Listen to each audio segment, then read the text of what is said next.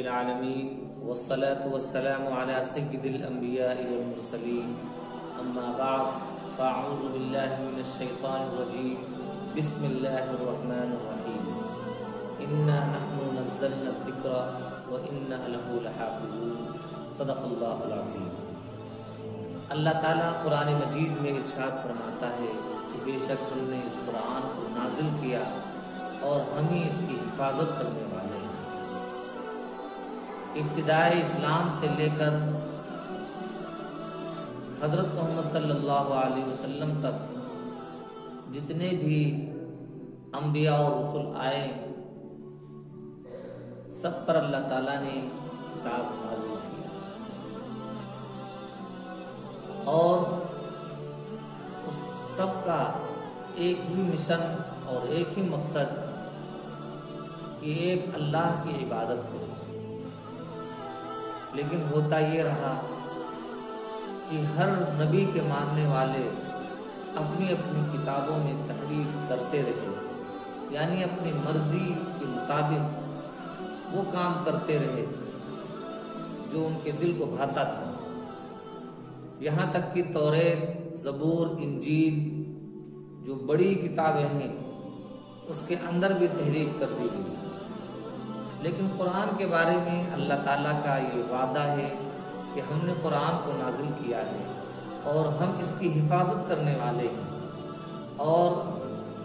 ہمارے نبی یہ آخری نبی ہیں اور قیامت تک اب کوئی نبی آنے والا نہیں ہے۔ اللہ تعالیٰ قرآن مجید میں صاف صاف اس بات کو ارشاد فرماتا ہے، سورہ بقرہ چیپٹر نمبر 2 آیت نمبر 11 کہ لا تفسدوا فی الارض، کہ زمین کے اندر بگاڑ پیدا نہ ہو۔ اس لیے کہ زمین کے اندر بگاڑ پیدا کرو گے تو یہ بات اچھی نہیں، دوسروں پر ظلم کرنا ثابت آئے گا۔ قرآن عظیم انسان کے لیے رہنما کے طور پر ایک کتاب ہے۔ پوری انسانیت کی ہدایت اسی کتاب کے اندر ہے۔ اس وقت پوری دنیا کے اندر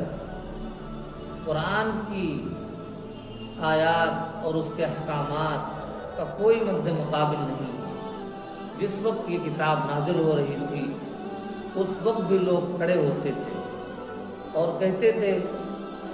کہ یہ محمد جو کلام پڑھ رہے ہیں، سنا رہے ہیں، لو نشاء لقلنا مثل ھذا، اگر چاہیں تو اس جیسا کلام ہم بھی پیش کر سکتے ہیں۔ تو اللہ تعالیٰ نے انہیں موقع دیا، آفر دیا، ام یقولون افتراہ، سب سے پہلے یہ موقع دیا قل لئن اجتمعت الانس والجن على ان یأتوا بمثل هذا القرآن لا یأتون بمثله ولو كان بعضهم لبعض ظہیرا، کہ اگر انسان اور جنات کی پوری جماعت مل کر کے اس جیسا قرآن پیش کرنا چاہے تو نہیں پیش کر سکتے۔ اور پھر پورا قرآن پیش کرنے کی جب بات کی گئی تو کوئی نہیں سامنے آیا۔ پھر بتدریج اس کے اندر تخفیف کی گئی اور کہا گیا چلو اگر یہ کہتے ہو کہ محمد اس کو اپنی طرف سے گڑھ لیتے ہیں فَأْتُوا بِعَشْرِ سُوَرٍ مِثْلِهِ مُفْتَرَيَاتٍ وَادْعُوا مَنِ اسْتَطَعْتُم مِّن دُونِ اللَّهِ إِن كُنتُمْ صَادِقِينَ، تو اس جیسی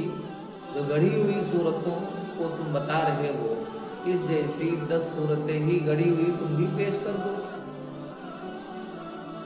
اگر تمہارے اندر اتنی طاقت اور استطاعت ہے اللہ کو چھوڑ کر، اگر تم سچے ہو تو اس جیسا کلام پیش کر دو۔ تو وہاں پر کوئی آواز نہیں آئی، یعنی کسی نے بھی اس چیلنج کو قبول نہ کیا۔ پھر آگے اللہ تعالیٰ فرماتا ہے کہ اگر پورا قرآن نہیں پیش کر سکتے، 10 سورت نہیں پیش کر سکتے، تو سب سے چھوٹی سورت سورۃ کوثر ہے، خانہ کعبہ پر اس کو لٹکا دیا گیا اور یہ چیلنج کر دیا گیا کہ اس جیسا کلام کوئی پیش کر کے دکھا دے۔ اور اللہ تعالیٰ نے یہ دعویٰ کیا وَإِن كُنتُمْ فِي رَيْبٍ مِّمَّا نَزَّلْنَا عَلَىٰ عَبْدِنَا فَأْتُوا بِسُورَةٍ مِّن مِّثْلِهِ وَادْعُوا شُهَدَاءَكُم مِّن دُونِ اللَّهِ إِن كُنتُمْ صَادِقِينَ کہ اگر تمہیں اس صورت میں شک ہے جس کو ہم نے نازل کیا ہے تو تم اپنے کارندوں کو بلا لو، کانفرنس کر لو، اکیڈمی بنا لو اور سب کو جمع کر کے اس جیسی ایک صورت ہی بنا کر کے پیش کر دو۔ وہاں پر بھی کوئی اس چیلنج کو قبول نہ کیا۔ اور پھر سورہ طور کے اندر اللہ فرماتا ہے فَلْيَأْتُوا بِحَدِيثٍ مِّثْلِهِ إِن كَانُوا صَادِقِينَ کہ جو لوگ قرآن پر ایمان نہیں رکھتے ہیں اور قرآن کے احکام پر عمل نہیں کرتے ہیں اور قرآن کو غلط ٹھہرانے کی کوشش کرتے ہیں، اللہ تعالیٰ ان لوگوں سے کہتا ہے فَلْيَأْتُوا بِحَدِيثٍ مِّثْلِهِ کہ اس جیسی ایک بات پیش کر دو، نہ پورا قرآن، نہ 10 سورت، نہ 1 سورت، بلکہ ایک بات پیش کر دو اگر تم اپنے دعوے میں سچے ہو۔ اور یہ چیلنج صرف انہی کے لیے نہیں تھا، آج بھی ہے اور قیامت تک آنے والے تمام انسانوں کے لیے۔ تو خلاصہ کلام یہ ہے کہ قرآن عظیم ایک قانون ہے، ایک ہدایت نامہ ہے اور یہ کتاب فطرت ہے۔ اس کے اندر انسان کو سب سے محترم بتایا گیا ہے، یہ نہیں کہا گیا ہے کہ مسلمان سب سے بہتر ہے، یہودی سب سے بہتر ہے، یا عیسائی سب سے بہتر ہے، یا ہندو بھائی سب سے بہتر ہے، بلکہ سیدھا یہ کہا گیا وَلَقَدْ كَرَّمْنَا بنی آدم کہ ہم نے تمام انسان کو محترم اور معظم بنایا ہے، سارے انسان اس کے اندر آ جاتے ہیں۔ تو اللہ تعالیٰ انسان کا اتنا احترام کرتا ہے کہ قرآن کریم کے اندر اس طرح تذکرہ فرماتا ہے اور انسان کو پیدا کرنے کے بعد اس کے لیے راستہ بھی دکھلا دیا اِنَّا هَدَيْنَاهُ السَّبِيلَ إِمَّا شَاكِرًا وَإِمَّا كَفُورًا کہ ہم نے انسان کو راستہ دکھلا دیا ہے، اب وہ چاہے تو شکر گزار بندہ بن جائے اور چاہے تو ناشکرا بن جائے۔ لیکن کچھ لوگ ایسے ہیں جو قرآن عظیم کی آیتوں پر انگلی اٹھاتے ہیں اور یہ دعویٰ کرتے ہیں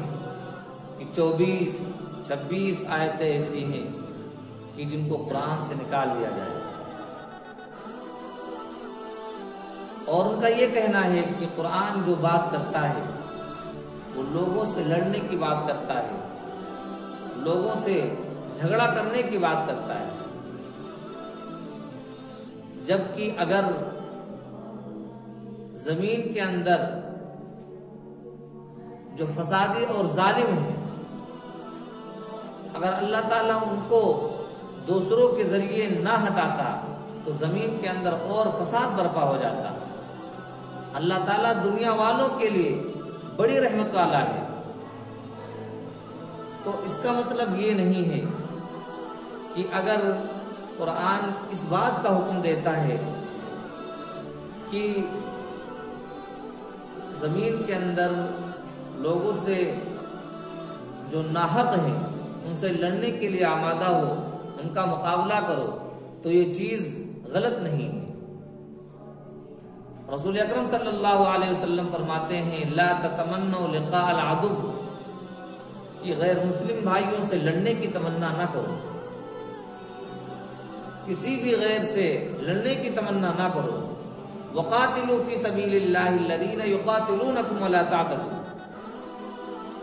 کہ جو لوگ تمہیں قتل کرنے پر آمادہ ہوں تم ان سے قتال کرو اور حد سے تجاوز نہ کرو۔ یہاں پر اللہ تعالیٰ نے اقدام کرنے کا حکم نہیں دیا ہے، بلکہ وہ لوگ جو قتل کرنے کے در پہ ہیں، جو مارنا چاہتے ہیں، قرآن عظیم کہتا ہے ڈیفنس کے طور پر، مدافعات کے طور پر آپ اس کا مقابلہ کرو۔ تو یہ اس طرح کے لوگ جو مارکیٹ میں آ رہے ہیں، دراصل یہ اپنا نام کمانا چاہتے ہیں، ہائی لائٹ ہونے کے لیے کچھ نگیٹو باتیں جب سامنے آتی ہیں تو اس انسان کے بارے میں تجسس ہوتا ہے۔ میں آپ تمام حاضرین کے سامنے، تمام ناظرین کے سامنے، سامعین کے سامنے یہ کوشش کرتا ہوں کہ قرآن عظیم کی جن جن آیتوں پر اب تک غیروں کی طرف سے بیجا اعتراضات وارد ہوئے ہیں، انشاءاللہ ان تمام آیتوں کا پس منظر، کس موقع پر وہ آیتیں نازل ہوئی ہیں اور کس کے لیے وہ حکم ہے، ان تمام کو اگلے ہفتے ایپیسوڈ کے اعتبار سے انشاءاللہ وہ 24 اور یا 26 آیتیں جو ہیں ان سب کا جواب تسلی بخش انداز میں دینے کی کوشش کی جائے گی۔ اللہ سے دعا ہے کہ ہم لوگوں کو قرآن عظیم